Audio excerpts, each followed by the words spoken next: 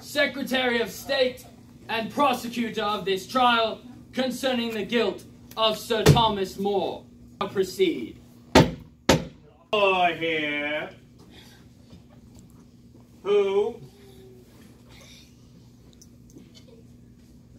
is seated like a Pharisee on the judgment seat of Moses,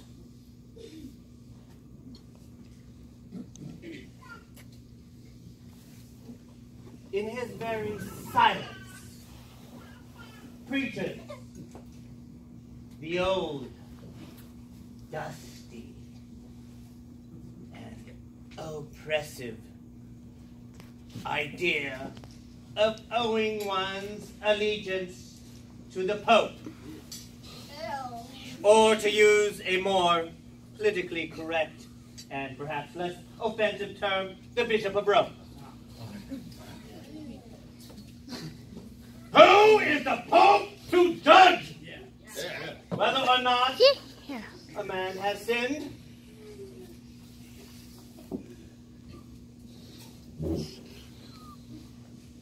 And moreover, what about mercy?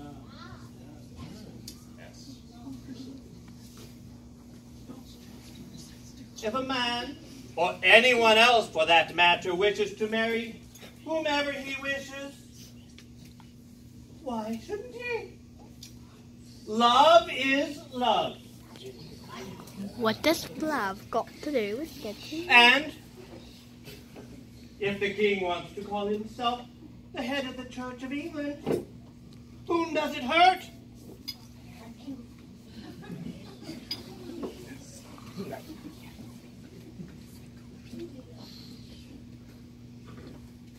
Your head is stuck in the old, stagnant, stuffy, oppressive times of the medieval church,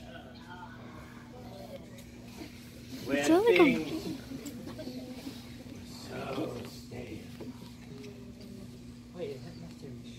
But we are in newer times, and the church must adapt herself to these newer times. She must evolve with the times.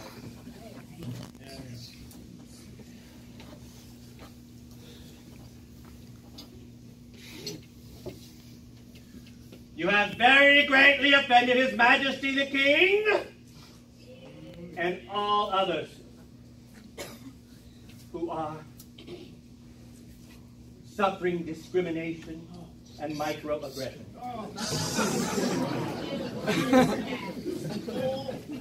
Hence you are a traitor to His Majesty! And all the common people, particularly the poor and the marginalized. That is all, my lord.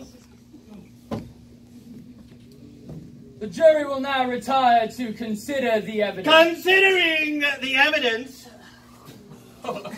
is it necessary to retire?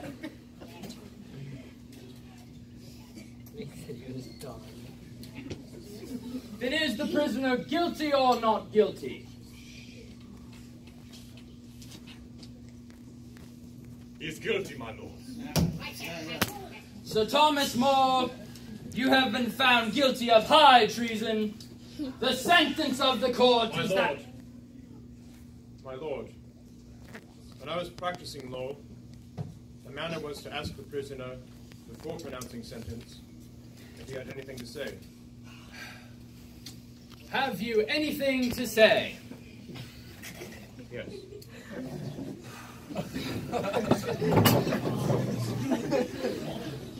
To avoid this, I have taken every path my winding wit would find.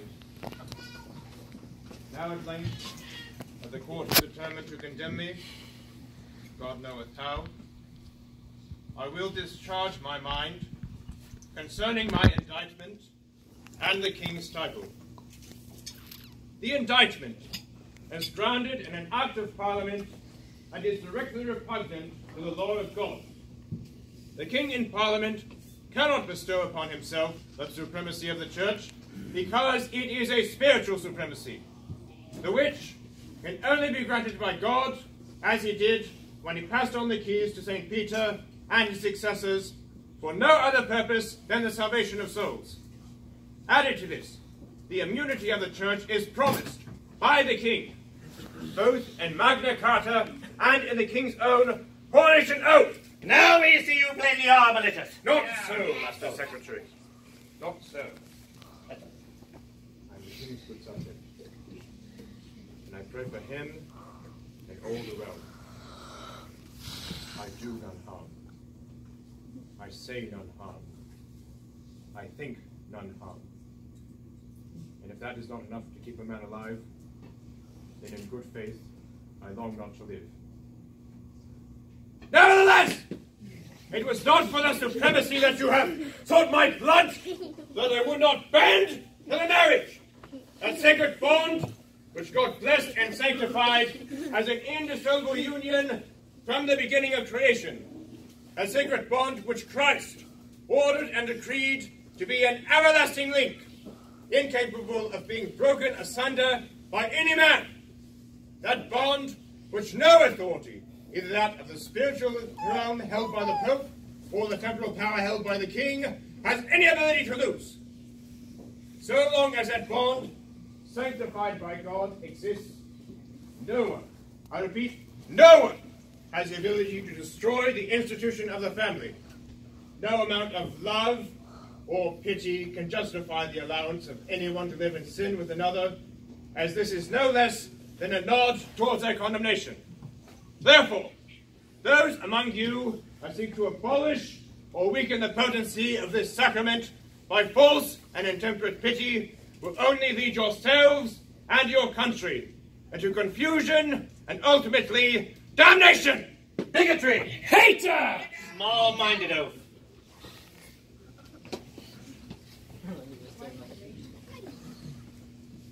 Prisoner of the bar, you have been found guilty of high treason and refusal to accept the fluidness of truth. The sentence of the court is you shall be taken from here to the place of execution, where your head shall be stricken from your body. May God have mercy on your soul. I